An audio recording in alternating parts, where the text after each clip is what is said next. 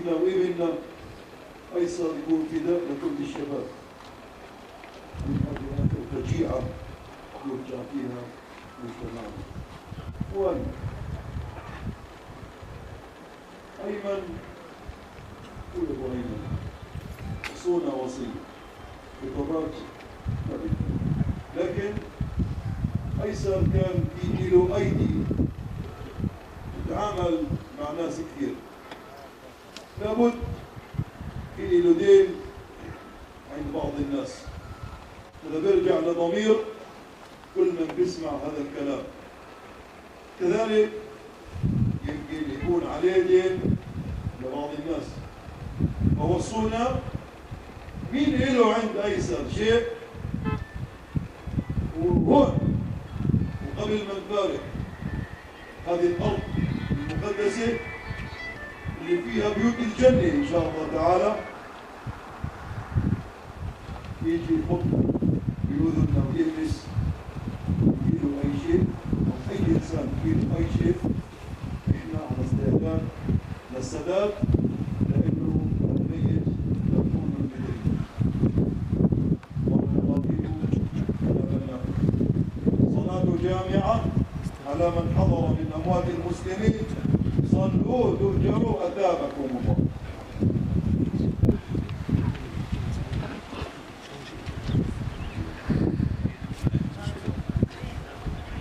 سبحان الحي الذي لا يموت، سبحان من تعزز بالقدرة والتقوى وظهر العبادة بالنور.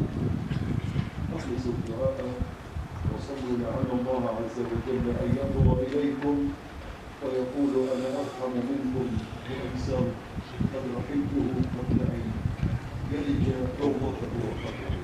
اللهم إنا نسألك رحمة وتثبيت برحمتك يا رب العالمين. الله أكبر.